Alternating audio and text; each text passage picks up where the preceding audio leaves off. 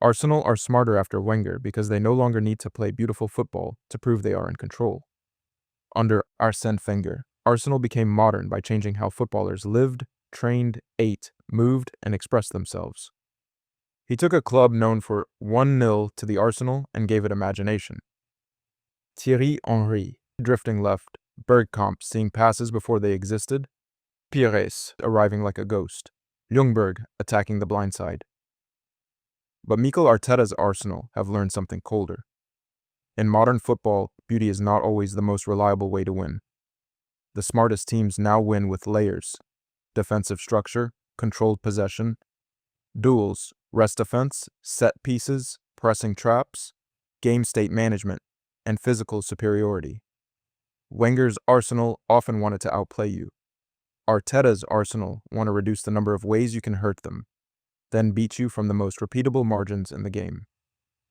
And that is why Arsenal's 2025-26 Premier League title felt different. Not just emotional, not just overdue, efficient. But here's the twist. The same intelligence that helped Arsenal finally conquer England also cost them the Champions League final against PSG. Because there is a thin line between control and fear, and Arsenal crossed it. To understand why Arsenal are smarter now, you have to go back to the moment Arsenal first became smart. When Arsène Wenger arrived in 1996, English football was still carrying the habits of a different sport. Arsenal had great defenders, great characters, and a winning culture. But the culture around footballers was still rough, heavy, and old school. This was the world of the Tuesday Club. Drinking, bonding, bruising, surviving. The football reflected it. George Graham's Arsenal were ruthless. They could score once, drop into shape, defend the box, win every header, win every second ball, and make the match feel like it had ended after 18 minutes. 1-0 to the Arsenal was not just a chant, it was a threat. That team was intelligent in its own way. It understood probability. If you don't concede, one goal is enough. But Wenger saw football differently. He looked at the same players and thought, what if the advantage isn't just tactical? What if the advantage is biological? So the revolution did not begin with a backheel from Dennis Bergkamp or a sprint from Thierry Henry. It began with food. No more casual drinking around the club. No more treating preparation like an afterthought. Better diet, better stretching, better recovery, better habits. Players who had been raised on the hard rhythms of English football were suddenly being asked to think about sugar, hydration, vegetables, sleep, and longevity. Paul Merson later described Wenger as so far ahead of his time it was scary. The older defenders, Adams, Dixon, Winterburn, Bold, were not thrown away. Wenger helped extend them. He did not destroy old Arsenal, he upgraded it. That was the first Arsenal intelligence revolution. Wenger did not simply say, play prettier football. He said, live better, train better, recover better, and then your football can become something England has not seen before. And this is the part people forget. Wenger's pretty football was built on the bodies of the old Bruisers. Without Adams, Vieira, Petit, Campbell, Martin Keown, there is no Thierry Henry poetry. The beauty needed steel. Before Arsène Wenger, Arsenal's winning formula was defensive suffocation. Score, retreat, squeeze the pitch, defend the penalty area like a fortress. It was clever because it simplified the game. It asked one question: can you break us down? Most teams could not, but Wenger changed the question. His Arsenal asked, can you survive us? Wenger's management era was not just pretty football for the sake of aesthetics. It was speed, timing, spacing, and technical superiority. Bergkamp did not run games like a modern pressing machine. He controlled them through imagination. He knew where the next pass should go before the defender knew there was danger. Ljungberg attacked space with brutal timing. Thierry Henry turned the left channel into a runway. This was Arsenal becoming a team of solutions. The old Arsenal won by closing doors. Wenger's Arsenal won by opening them. And the greatest version of that idea was the Invincibles. Power and elegance. Vieira and Gilberto behind Bergkamp and Thierry Henry. Campbell defending space. Cole flying forward, Pires drifting inward. That team was not soft. It was not just art. It was art protected by violence. But over time, the balance shifted. As the Emirates years arrived, Arsenal kept the ideals but lost some of the intimidation. They still wanted to dominate the ball. They still wanted the perfect passing move. They still wanted the goal that made you pause the video and rewind it. But the league changed. Chelsea became more powerful. Manchester United stayed ruthless. Manchester City eventually made positional play into an industrial machine. Liverpool brought chaos and pressing. The Premier League became richer, faster, more physical, and more tactically detailed. And Arsenal, too often, were still trying to win arguments about beauty. Here's the second story. Thierry Henry once represented the highest form of Wenger intelligence. He was not just fast, he was efficient with space. He stood wide, isolated defenders, waited for the pass, and attacked the angle. Wenger gave him freedom, but the freedom had a structure. Receive, face forward, destroy.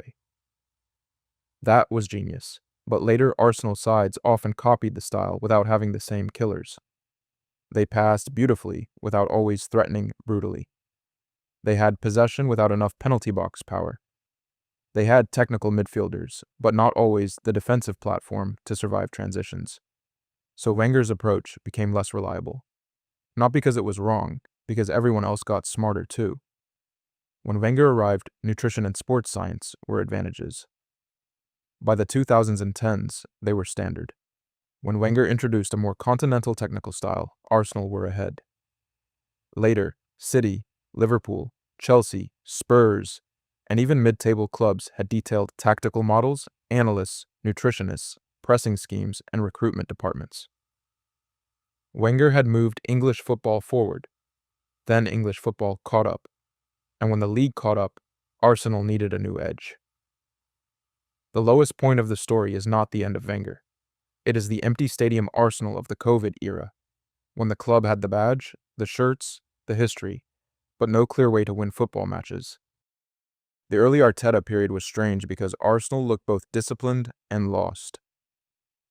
In 2020, Arteta won the FA Cup by being pragmatic. Arsenal beat Manchester City in the semi-final and Chelsea in the final, with a plan that was not Wenger ball. It was compact, reactive, and built around Pierre-Emerick Aubameyang's finishing. That cup run was intelligent tournament football, but the league form exposed the bigger problem. During the COVID period, Arsenal were often slow, sterile, and emotionally flat. The stadium was empty. The football felt empty too. They could defend in patches, but they did not create enough. They could pass, but not penetrate. They had individuals, but not yet a machine. The club finished 8th in back-to-back seasons around that period. For Arsenal, that was not a blip. It was an identity crisis. The question was no longer, can Arsenal play beautiful football? The question was, what is Arsenal's repeatable method of winning? Arteta's answer took time, and it was not always popular. He stripped the team back. He prioritized culture, non-negotiables, defensive behavior, physical profiles, and positional discipline. Players who did not fit were moved out. Younger players were trusted. The team became taller, stronger, more aggressive, and more controlled. That is where the post-Wenger intelligence begins. Not with more expression, with more restrictions. Arteta's Arsenal are not less intelligent than Wenger's because they are more pragmatic. They are more intelligent because their pragmatism is designed for the modern game. They understand that a Premier League season is not won by having the most romantic idea. It is won by having the most repeatable advantages. Set pieces are repeatable. Winning duels is repeatable. Defending transitions is repeatable. Forcing opponents wide is repeatable. Having center backs who dominate both boxes is repeatable. Having Declan Rice cover half a pitch is repeatable. Having Gabriel, Saliba, Timber, White, Calafiori, or whoever fits the structure, attack aerial zones and defend space is repeatable. This is why set pieces became so central. For years, rival fans mocked, "Set piece again, ole ole," as if corners were a cheat code rather than a skill. But a corner is not luck when the same team keeps scoring from them. It is choreography. It is blocking, timing, delivery, aggression, deception, and rehearsed violence. Set-piece coach Nicolas Jover did not make Arsenal less Arsenal. It made them more efficient. Wenger wanted to create superiority through open play. Arteta creates superiority anywhere the rules allow it. Corners, free kicks, throw-ins, pressing lanes, rest defense, second balls, body position. That is smarter football because it is less dependent on perfect rhythm. You can have an off day and still win from a corner. You can be tired and still protect the box. You can be under pressure and still rely on structure. Wenger's best Arsenal could make football look effortless. Arteta's best Arsenal make winning look engineered. But engineered football has one great danger. When control becomes the objective, you can forget that the opponent is still alive. And in the 2026 Champions League final, PSG were very much alive. The 2026 Champions League final should have been Arsenal's crowning moment. They had already won the Premier League. The long wait was over. Arteta had done what Wenger had last done in 2004, made Arsenal champions of England. Then Kai Havertz scored early against PSG, and suddenly Arsenal were standing in front of history. This was the moment where the old Arsenal ghost appeared.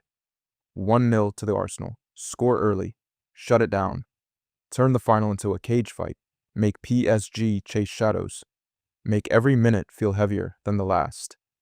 In the league, that logic had worked. Arsenal's defensive fortitude, physicality, duel winning, and set-piece threat had made them the most reliable team in England. But PSG are not a normal opponent. PSG had too many dribblers, too much technical security, too much speed between the lines, and too many players comfortable receiving under pressure. When Arsenal dropped deeper and tried to protect the lead, they reduced their own attacking threat. They stopped asking PSG enough questions, and that matters. Because parking the bus against an elite possession side does not remove danger. It often delays it. The ball keeps coming back. The pressure keeps building. The referee decisions become bigger. One duel, one deflection, one mistimed challenge, one penalty, one moment of brilliance, and the whole plan cracks. That is what happened. PSG found the equalizer. The game went to extra time, then penalties. And penalties are not control. Penalties are the opposite of control. Arsenal tried to turn the Champions League final into a match of defensive certainty. PSG dragged it into uncertainty. That is the lesson.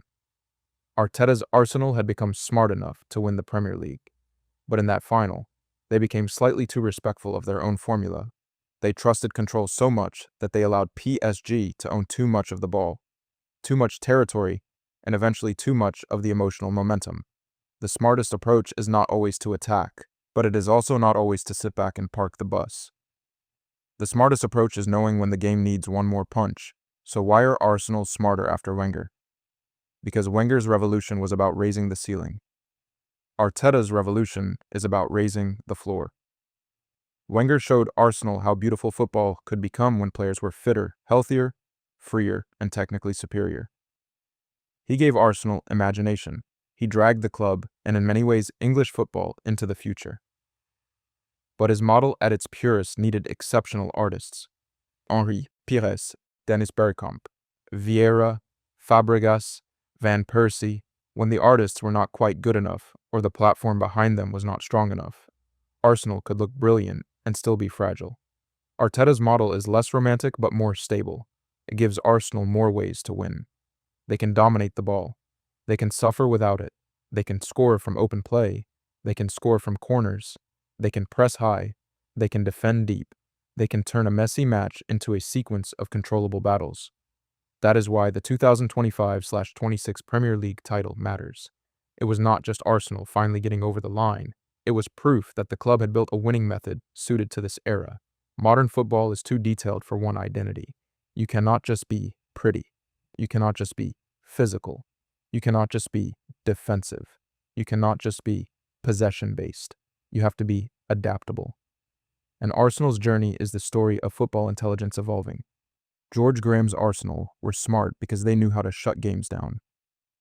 Wenger's Arsenal were smart because they changed how footballers prepared and how Arsenal attacked.